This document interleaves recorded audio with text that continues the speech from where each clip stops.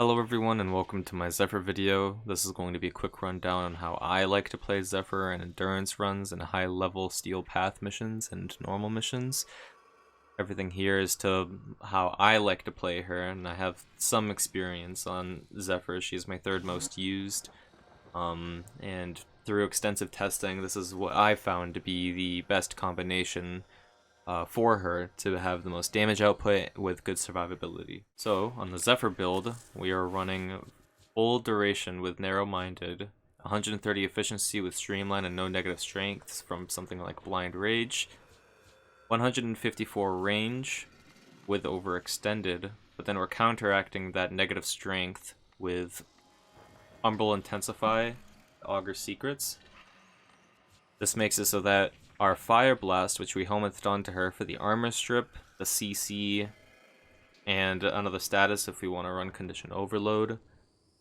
And it makes it so that we can proc our shield gating more often. Because we're running a Decaying Dragon Key, our shield is at 133, or 113, sorry, and our Brief Respite and the Augur set bonus makes it so that casting our 2, 3, or 4 will give us all of our shields back.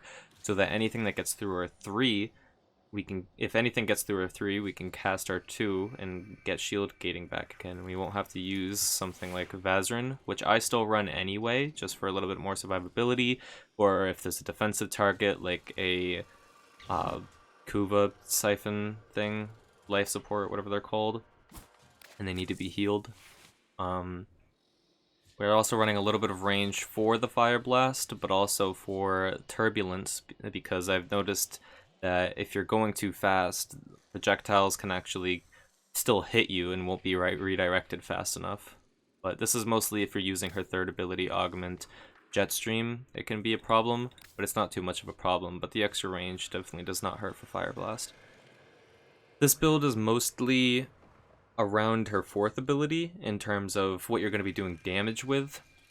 But it has very good... and Fire Blast is very good for the armor strip. I ran some other things like Zaku's Whisper when using something like the Colossus.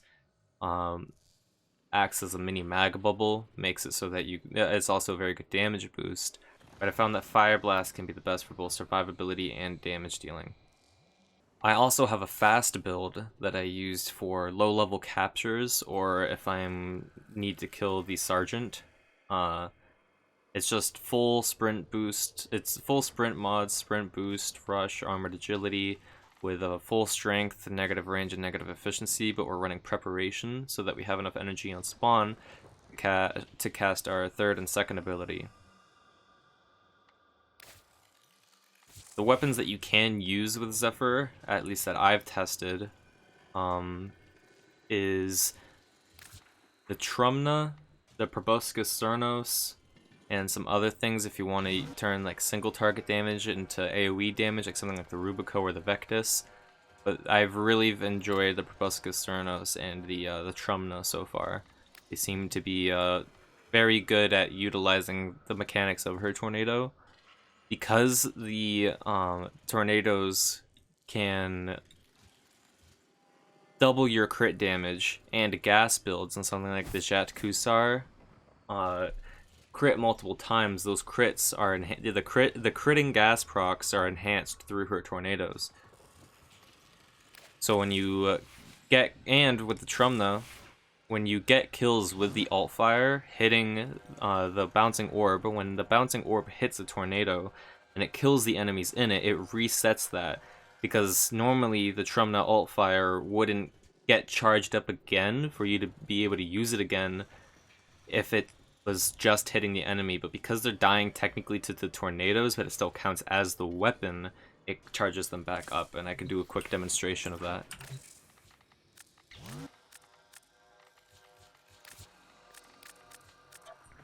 So say we just have some normal enemies, and we want to kill them. Now we have our charge up for the ult fire. And as you can see, even just the primary fire kills the enemies very quickly. It's very nice. Oops, my bad. Forgot to actually spawn them. But now, if we want to use the alt fire normally and hit the enemies, we wouldn't be able to. But because we use the alt fire on the tornadoes, the alt fire is instantly back up. But say we wanted to use the alt fire on the enemies without the tornado, we kill them, but we don't get the charge back up on the alt fire, so we can kind of spam the alt fire. That's where most of our damage is going to be coming from, is by alt firing enemies into the tornadoes. Secondary weapon options that you can have include the Pox, which is what I usually run, but I don't necessarily use it too much because the damage is so absurd. You can also run something like the Kuva Nucor, because it has such a high crit multiplier. It benefits a lot from Zephyr Tornadoes, but that's usually something better if you have like a Haro or something, because the crits can be kind of inconsistent.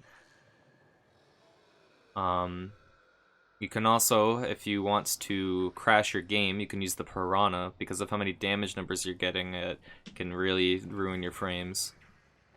But there's a lot of the secondaries that you can run. I just don't worry too much about them as of yet, except for the Pox, because the Pox is just really good for damage. For melees, I run Jet Kusar, Casus, and something like the Stropha Redeemer. The Jet Kusar I run specifically because I can have a Riven on it. This Riven you can swap out with something else, like more element damage or condition overload.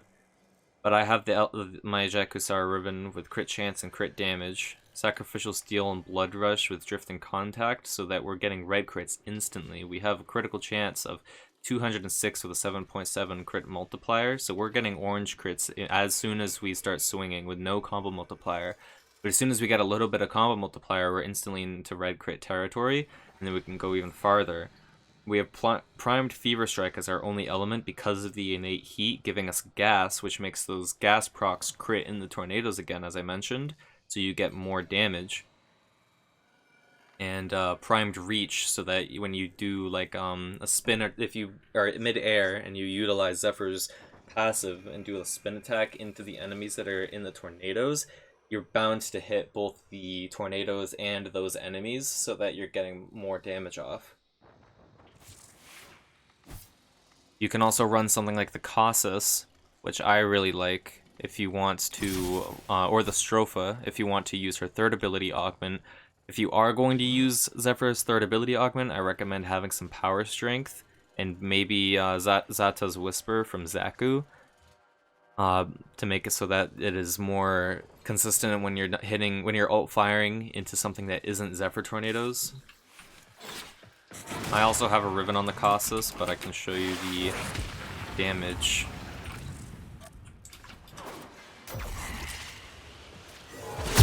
As you can see, they're guaranteed one-shots, and the Casus also has guaranteed slash procs on the heavy attacks.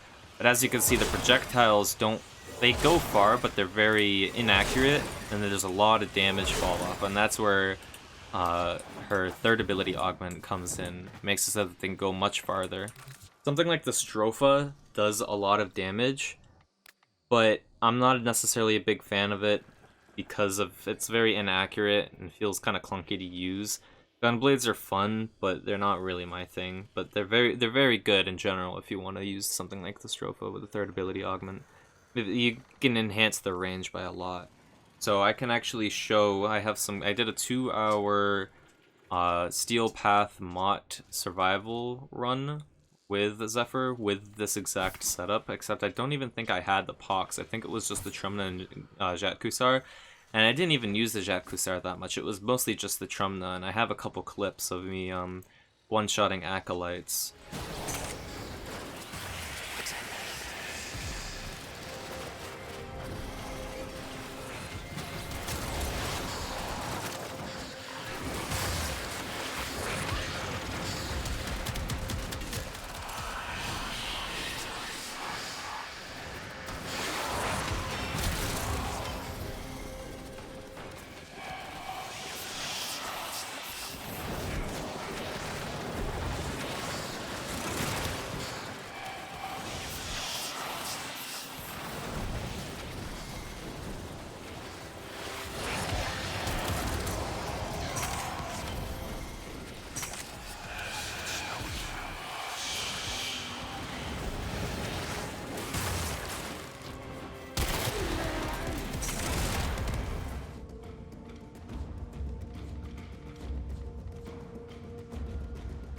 Now for the second part, I also have my Eidolon Zephyr build. This is full duration, full strength, with no efficiency and no range, and using her Jetstream augment and Vigorous Swap. If you're not a big fan of Vigorous Swap, you can also run something like Streamline if you want to have not so much energy problems, or Natural Talent if you think that the casting duration of her third ability and second ability with Eclipse from Mirage is too much. You can also run Primed Flow if you not necessarily have, if you're running like an Arcane Grace, if you're running Arcane Energize with a Haro instead of a Nullifier. But I usually do duo 5x3s, but if I'm running with the group, I might take the Nullifier off.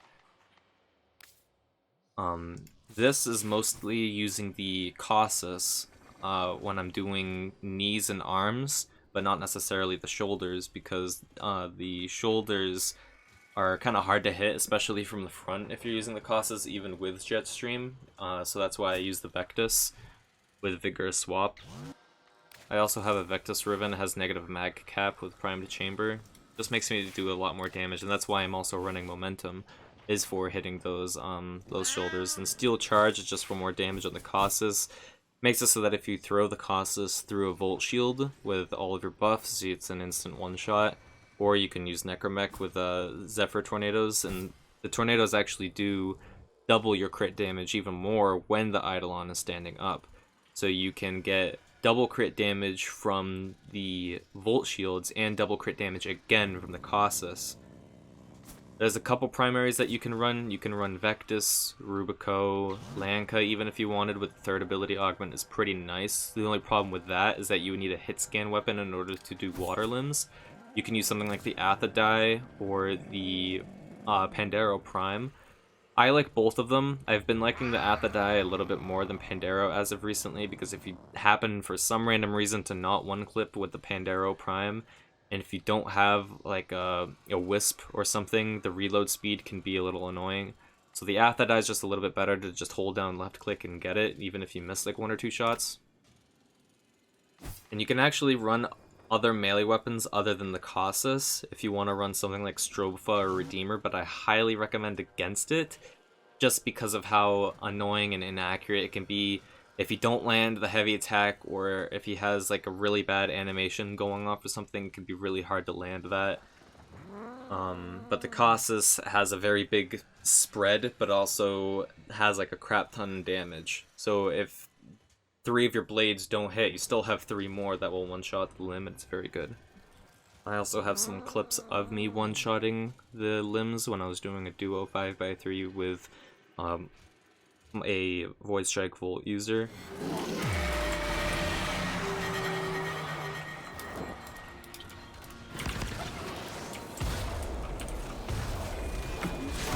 Energy spike. I advise falling back.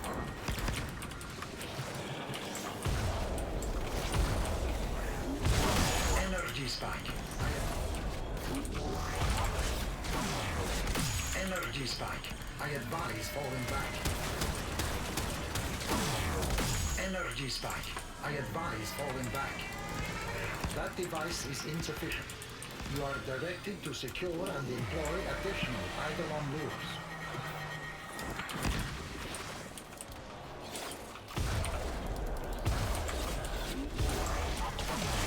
Energy spike. I advise falling back. There are a couple thoughts and concerns, some pros and cons that I have for Zephyr. One of the cons that I have for Zephyr is the fact that they gave Zephyr Tornadoes sort of a health bar mechanic. They programmed her tornadoes to be like AI, but I think they brought that to a little bit too much of an extent, with the fact that if you damage a tornado too much with something like a Trumna Altfire or the Arcabex from Void Rig Necromech, then you can't damage the tornado again. So say I Altfire into this tornado here, or that's a good example. Because I did too much damage to this tornado, I can no longer damage it. I can't damage any of these, actually. And that makes it so that you would have to recast tornadoes on the same enemies, and then you'd be able to shoot them. Again, let me just show you that again, because this is quite frustrating. I really think that they need to fix this. This has been in the game before, even the Zephyr changes that they did, which are nice. I do appreciate the Zephyr changes, but there are some things that I still think they need to do. So respawn tornadoes, you alt fire into there, you instantly have the Trumna alt fire back because of that mechanic I talked about before. But now, I can't alt fire this. Those enemies are affected by it, but I can't alt fire, I can't shoot into these. I have to completely recast tornadoes in order for me to do damage to these guys. Another disadvantage of this Zephyr setup is the fact that they changed the way that tornadoes grab enemies.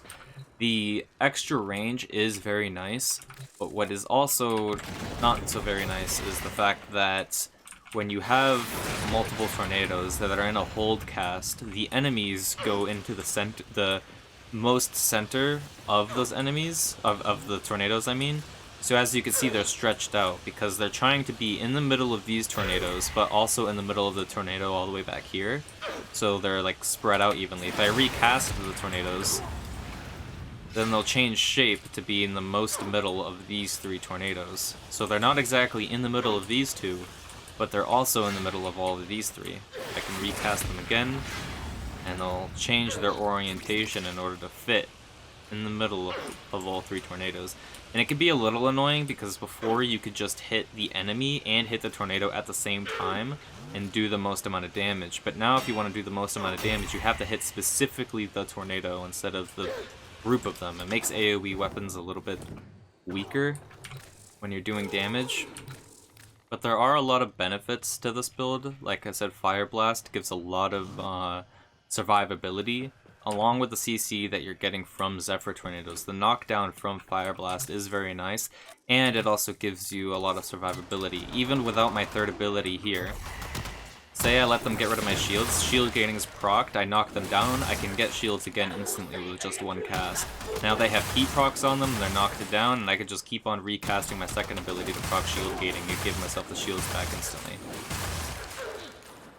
Of course, spending this much energy at once isn't the greatest thing, but I mean, it's a lot of survivability when you need it. Another benefit about this build is actually how much armor strip it does, with how much damage it has. Right, say I want to shoot a single time my Trumna into these enemies. As you can see, they die, the gas procs are critting multiple times, and it does a lot of damage, but if I want to do even more damage, I can pull them into my tornadoes and then strip their armor a couple times. It takes 7 total casts to fully strip their armor, and I'm not counting, they might have their armor fully stripped or not, but now just a single shot instantly kills all of them.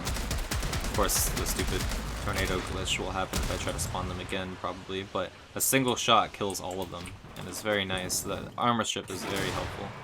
Another thing that I like about Zephyr now is the fact that she has more crit chance when she is airborne. It helps a lot with crit builds, and also helps with some status builds too. Because I'm running the Vigilante mod set, if I get a yellow crit randomly on a status-based build, that can quite possibly be an orange crit, which helps a lot with damage even if my crit multiplier isn't that high. A good example of this is actually the Proboscis Cernos combination I was talking about before. The Proboscis Cernos only has a 7% crit chance with a 1.2 multiplier, but because the gas procs that you can get when you build it for gas can be so high, if it happens to be an orange crit, it helps like a crap ton. See, I every once in a while will get that. There's an orange crit right there with only 7% crit chance. Another orange crit then too. Another orange crit. It's more consistent than people think. And without Zephyr Tornadoes, the Proboscis Cernos is a very powerful bow. Again, I also have a Riven for the Proboscis Cernos, but it's not that too strong. It needs more rolls, but I want to show, however, how strong the Proboscis Cernos is combined with Zephyr Tornadoes. The Proboscis Cernos is a weird case because you're not necessarily shooting the tornadoes when they're already up, but instead you're shooting at the enemy's feet, and then you're casting tornadoes before the Proboscis Cernos detonates. I don't know the math behind it exactly, but for some reason the Proboscis Cernos detonation into her tornadoes does an absurd amount of damage. And I could show that off real quick. And now they all die. Versus one straggler, but the gas procs, I guess, are insane. There's a maximum of 10 gas procs you can have on the enemy, but say I were to do the exact same thing with the tornadoes already there and shoot at the ground. It's damage, but it's not nearly as much damage as I was doing when I shot at them first and then let it explode. Even if I shoot, like, actually into the enemy, it doesn't do that much damage. That was 3 shots. I shot at the ground here. I tried to shoot in the tornado, but it just went right through. And I shot into the group of them, and it does not nearly as much damage as it did when I shot at them and then cast tornadoes. So thank you for watching. That's about it for what I have to say about her. And I actually really enjoy her, and I plan on running the setup, my endgame setup, for a while. Because I've been enjoying her for so much, and testing out different builds and learning her mechanics has been a lot of fun. And I hope other people can enjoy her as much as I have. So thank you for watching.